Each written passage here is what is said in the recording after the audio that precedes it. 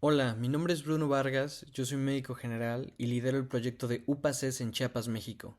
En esta ocasión les traigo con UPANDO la clase de UPA obstétrico en el segundo y tercer trimestre. Espero la disfruten.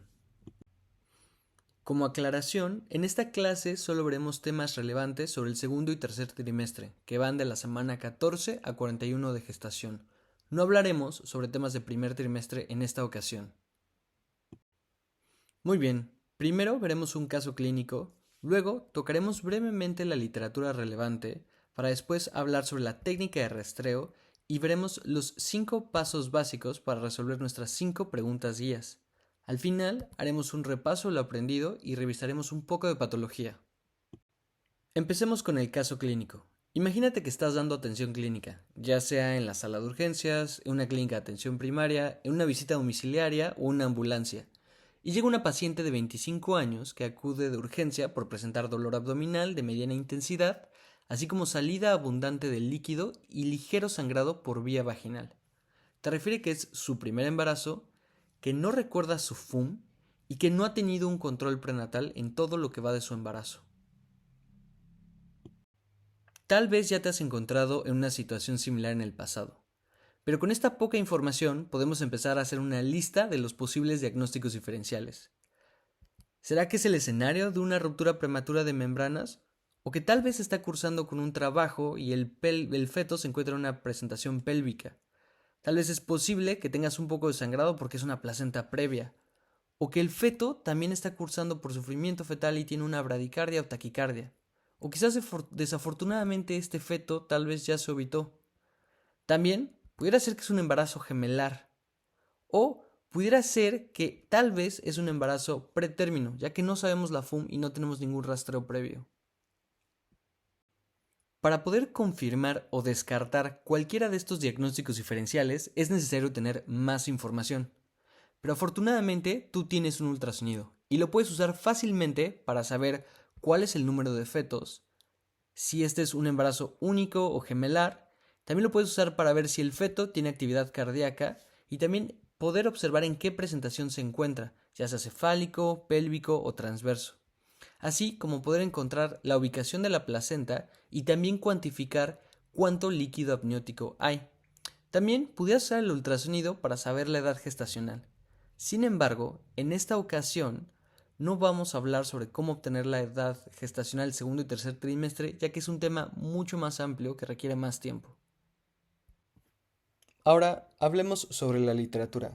Este es un gran artículo publicado en 2021 en el que los autores hablan sobre los diferentes usos del UPA en obstetricia y ginecología, donde mencionan que el UPA se termina volviendo una extensión de la exploración física del personal de salud, la cual se realiza al pie de la cama y que al instante ayuda a valorar el bienestar fetal, hacer diagnósticos y guiar el manejo de los pacientes. Es una habilidad que es útil en contextos de urgencias médicas o en contextos de cuidados prenatales de atención primaria, y especialmente en contextos de recursos limitados o difícil acceso a los servicios de salud. Y que además es una habilidad que puede ser utilizada por parteras, por médicos generales y por especialistas de varias especialidades.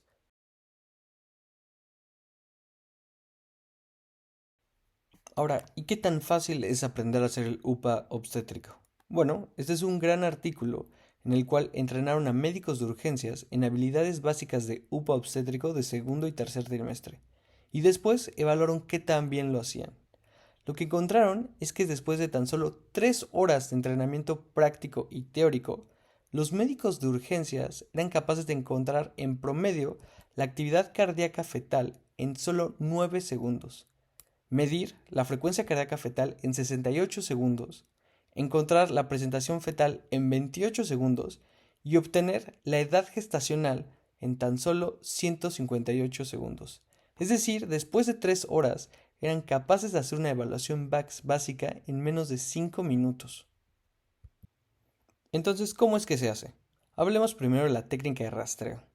Lo primero que vas a utilizar es un transductor que sea de baja frecuencia, lo cual nos dará mayor profundidad, y esto puede ser tanto un transductor curvo como sectorial. Aunque puede que en algunas ocasiones tengas que usar un transductor de alta frecuencia que te dé mayor resolución, como un transductor intracavitario, del cual hablaremos de esto más adelante. La paciente se debe encontrar en un decúbito supino y en caso de que presente molestias se puede poner en un decúbito lateral izquierdo. Muy bien, pasemos a los 5 pasos que seguiremos para responder nuestras 5 preguntas clave, las cuales son: ¿cuál es la presentación fetal? 2. ¿Hay actividad cardíaca fetal? 3. ¿Cuántos fetos hay? 4. ¿Dónde está la placenta? Y 5. ¿Cuánto líquido amniótico hay? Con el primer paso intentaremos resolver nuestra primera pregunta. ¿Cuál es la presentación fetal? El feto se encuentra cefálico, pélvico, transverso y ¿de qué lado está el dorso? Empezaremos en un corte transversal, inmediatamente arriba de la sínfisis del pubis, con el indicador hacia la derecha de la paciente, y abanicaremos el transductor de arriba a abajo.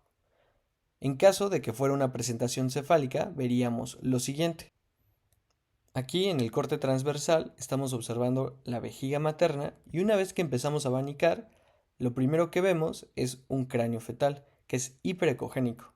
Esto significa que el feto se encuentra en una presentación cefálica. También lo puedes valorar en un corte sagital, girando tu transductor 90 grados con el indicador ahora hacia la cabeza de la paciente y de igual forma abanicas para asegurarte que lo que estás viendo en realidad es la cabeza fetal. En este clip podemos distinguir claramente el cráneo y en su interior las diferentes estructuras del cerebro, como podemos ver aquí. Ahora, ¿cómo se vería si el feto estuviera en una presentación pélvica? Se vería de la siguiente manera. Corte transversal, vemos la vejiga materna casi vacía y una vez que abanicamos, empezamos a ver las extremidades inferiores y la pelvis fetal. Aquí podemos ver las piernas y esta es la pelvis fetal. Esto es un feto que está en una presentación pélvica.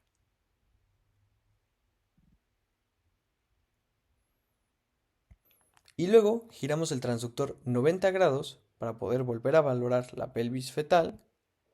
Y en este ejemplo, en el corte sagital, podemos ver más partes del feto. Vemos el polo cefálico de este lado, vemos el corazón y en la parte derecha de la imagen vemos la pelvis fetal y así como algunas extremidades. Este es un feto que se encuentra en una presentación pélvica. Ahora, en el escenario de que tuviéramos un feto en situación transversa, en este corte transversal, lo que estamos viendo es el feto atravesado en nuestra pantalla. Vemos abdomen, tórax, cabeza y extremidades pélvicas. Este es cómo se vería un feto en una presentación transversa.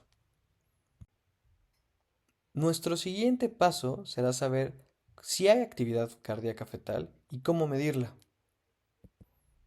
Para encontrar el corazón, haremos un movimiento de la sínfisis de la pubis en dirección hacia el fondo uterino y exploraremos ambos lados y el centro para poder encontrar la mejor vista del corazón, como podemos ver aquí.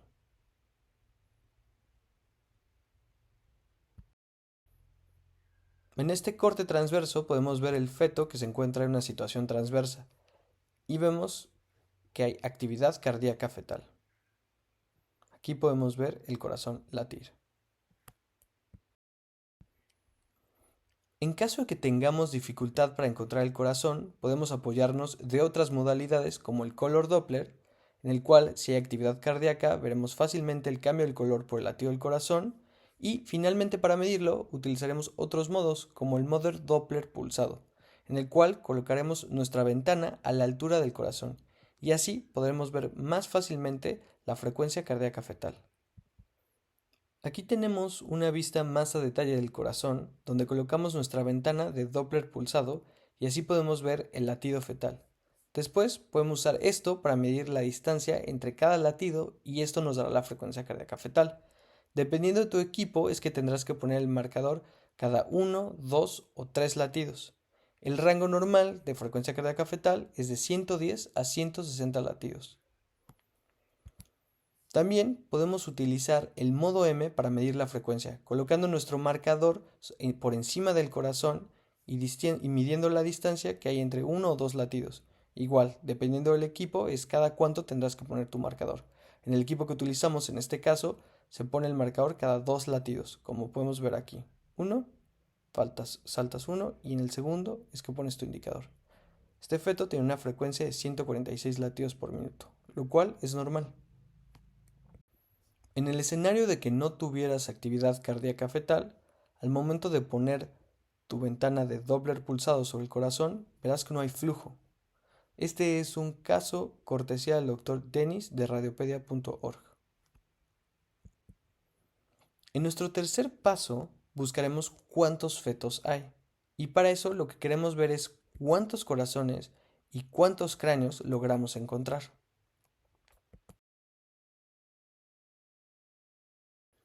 Para asegurarnos que no hay un feto que no vimos, lo que haremos es 3 barridos en un corte transversal. Iniciaremos desde la pelvis materna e iremos en dirección hacia el fondo uterino, buscando en todo el útero que no haya un segundo o tercer feto. En este video lo que podemos ver es el cráneo.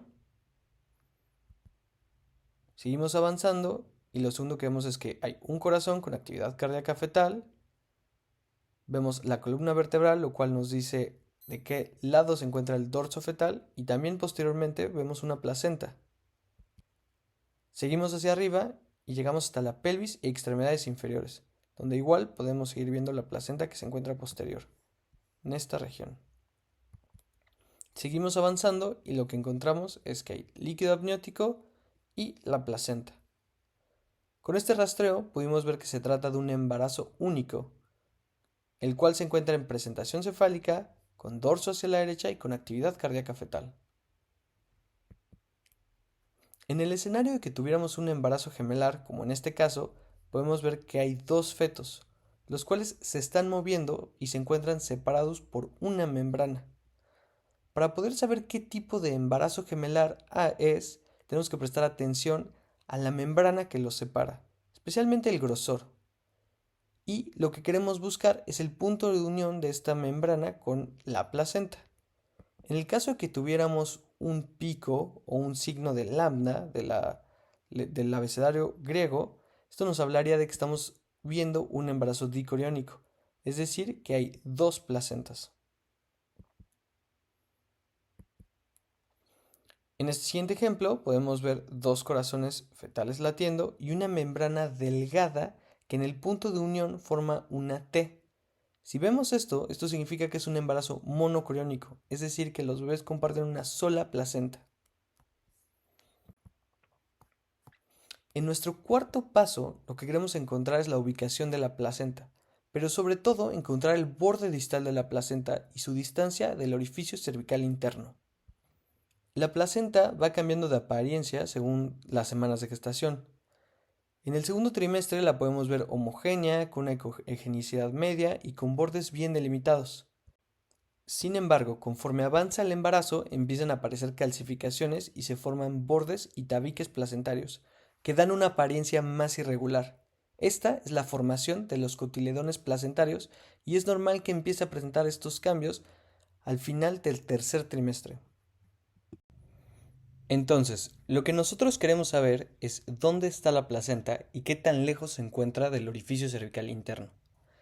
La placenta se puede encontrar anterior, se puede encontrar posterior, en el mejor de los escenarios se puede encontrar fúndica o en el peor de los casos se puede encontrar previa. Lo que haremos es un barrido en un corte sagital desde el fondo uterino en dirección al cuello uterino, buscando la placenta y encontrando su borde distal. En este corte sagital podemos identificar la placenta en la cara anterior del útero. Y conforme vamos bajando, encontramos el borde de la placenta, es decir, dónde termina. En este corte transversal podemos ver que empieza la placenta de manera anterior y que conforme nos movemos inferiormente, esta desaparece. Aquí. Y luego vemos la cabeza fetal. Ahora, en ocasiones no es tan fácil encontrar el borde placentario, sobre todo cuando la placenta se encuentra posterior. En esta imagen podemos ver claramente la vejiga materna, de este lado, la cavidad uterina con el líquido amniótico y podemos ver el canal cervical. Aquí se encontraría el orificio cervical interno,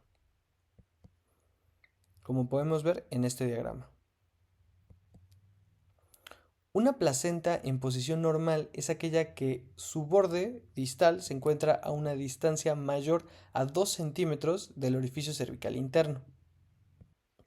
Una placenta de inserción baja es aquella que se encuentra a una distancia menor a 2 centímetros del orificio cervical interno sin que lo esté obstruyendo. Ahora, si llegamos a hacer este diagnóstico a las 20 semanas de gestación, puede que esta placenta se vaya a alejar del orificio cervical interno conforme el útero va creciendo, y puedes repetir el escaneo a las 28 o 32 semanas para poder volver a medir la distancia entre el borde y el orificio cervical. Si la distancia sigue siendo menor a 2 centímetros para las 32 semanas, es muy poco probable que esta placenta se vaya a mover más. Una placenta previa marginal es aquella que cubre parcialmente el orificio cervical interno. Y de la misma manera, si hacemos este hallazgo a las 20 semanas, podemos esperar a que la placenta se vaya a mover conforme el útero crece. Sin embargo, si hacemos este hallazgo a las 32 semanas, esto ya es diagnóstico de una placenta previa marginal. Una placenta previa completa es aquella que se encuentra cubriendo en su totalidad el orificio cervical interno.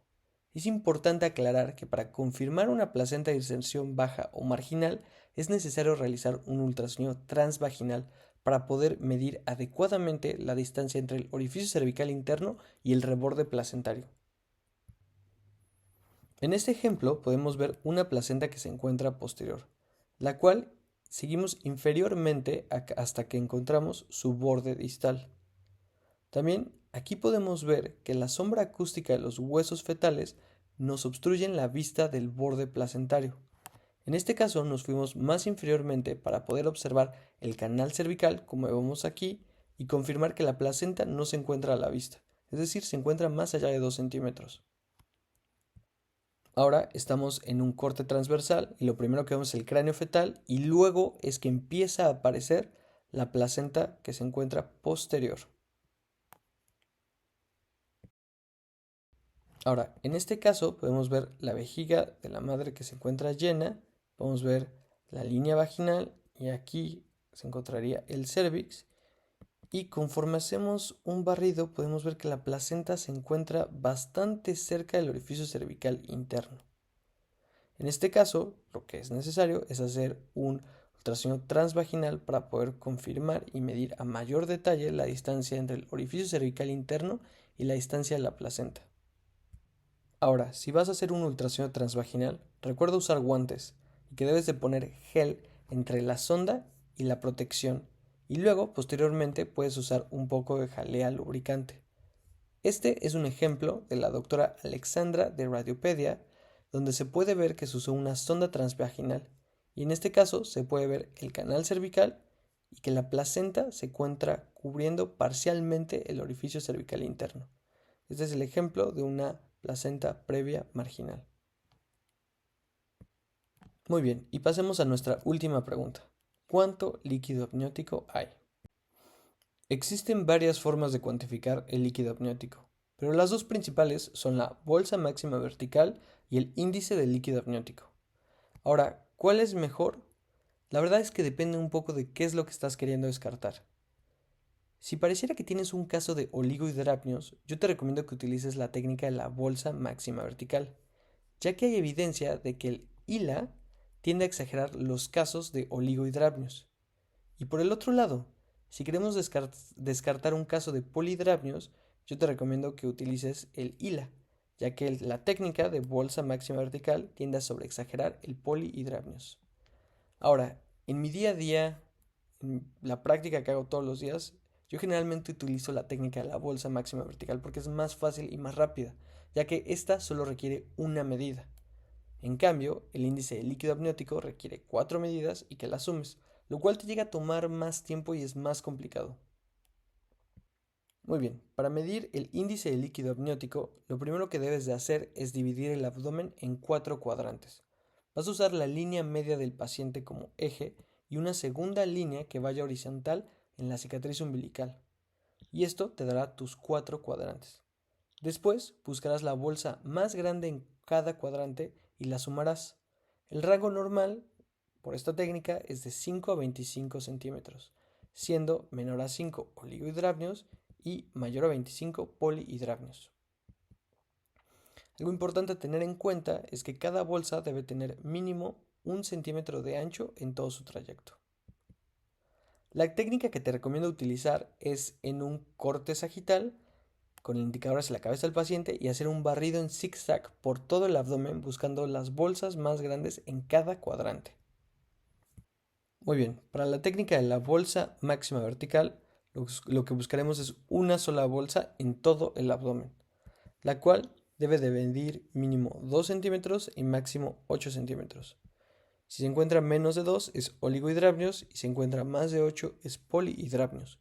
Y usaremos la misma técnica. En un corte sagital haremos un zigzag por todo el abdomen buscando la bolsa más grande, la cual mínimo debe tener un ancho de 1 centímetro en todo su trayecto. Cuando hemos encontrado nuestra bolsa y la vayamos a medir, algo muy importante es que nuestro transductor no puede estar inclinado, no puede estar angulado, no puede estar hacia un lado, hacia el otro, tiene que estar derecho y perpendicular a la cama de la paciente, porque estamos buscando una bolsa vertical, vamos a hacer una medición totalmente vertical. El transductor tiene que formar un ángulo de 90 grados con la cama o la estructura sobre la que está la paciente. La forma correcta de medir el líquido amniótico es con una línea vertical que se encuentre lo más recta posible y en la cual no debes de incluir estructuras como el cordón umbilical o extremidades fetales. Solo debes de medir el líquido. No es una línea que vaya en diagonal, no es una línea que se encuentre transversal, no es una línea que vaya sobre estructuras como el cordón umbilical. Es una línea que tiene que ir recta de arriba a abajo y que en todo su trayecto mida 1 centímetro de diámetro por lo menos. Importante, cuando vayas a medir la bolsa de líquido amniótico, usa el modo Color Doppler para asegurarte que no haya presencia de cordón umbilical y lo vayas a incluir en tu medida. A veces pareciera que solo tienes líquido amniótico, como podemos ver aquí, pero una vez que pones la ventana de color Doppler, oh sorpresa, había un cordón umbilical escondido. Así que no te confíes, usa la ventana de color Doppler. Si vas a usar la técnica de la bolsa máxima vertical, es el mismo principio, línea recta. Utiliza la ventana color Doppler para descartar la presencia de cordón umbilical y también asegúrate que el diámetro sea mínimo de 1 centímetro, como podemos ver aquí. O aquí, donde vemos que arriba de esto se vuelve más delgado y eso ya no lo incluimos en nuestra medida. Otra cosa a tener en consideración cuando vayas a medir el líquido amniótico es que te asegures de no incluir en tus medidas la vejiga materna. Asegúrate de identificar bien la separación que divide tu cavidad uterina de la vejiga materna. También ten cuidado de que no vayas a medir por error el líquido que se encuentra dentro del feto, como en la vejiga fetal o burbuja gástrica fetal. Lo que quieres medir es el líquido que se encuentra afuera del bebé. Muy bien, repasemos los 5 pasos que usamos en el rastreo obstétrico para responder nuestras 5 preguntas guías. Número 1, ¿cuál es la presentación fetal? Número 2, ¿hay actividad cardíaca fetal? Número 3, ¿cuál es el número de fetos? Número 4, ¿dónde está la placenta? Y número 5, ¿cuánto líquido amniótico hay? Este rastreo lo hicimos en un corte transversal y lo que vemos aquí primero es la vejiga materna. Conforme vamos superiormente, vemos el cráneo fetal, después vemos el corazón y luego vemos la placenta y un poco de líquido. Sin embargo, con este rastreo no fue suficiente para poder decir que el líquido se encontraba normal. Realizamos una técnica de barrido y esta fue la bolsa de líquido amniótico más grande que encontramos. Aplicamos el modo Color Doppler para descartar la presencia de líquido amniótico, nos aseguramos que tuviera el diámetro de mínimo 1 centímetro y medimos en una línea vertical recta, lo cual nos dio una bolsa máxima vertical de 3,67. Esto significa un nivel normal de líquido amniótico. Ahora, volvamos al caso clínico del principio, donde teníamos una paciente de 25 años que acudió por urgencia por presentar dolor desde hace 8 horas, acompañado de dolor abdominal de mediana intensidad, así como salida de abundante líquido y ligero sangrado por vía vaginal. Era su primer embarazo, desconocía su FUM y no había tenido un control prenatal previo. Así que con esta poca información, nosotros decidimos realizar un rastreo con el ultrasonido para obtener más información. Hicimos un rastreo en un corte sagital para resolver nuestras 5 preguntas guías. Y en este clip lo que podemos ver es que se encuentra un feto en presentación pélvica, vemos que es un embarazo único, vemos que la placenta se encuentra fúndica y posterior y vemos que hay actividad cardíaca fetal. Sin embargo, si ponemos atención, vemos que no hay presencia de líquido. Aquí vemos el corazón latir y la placenta.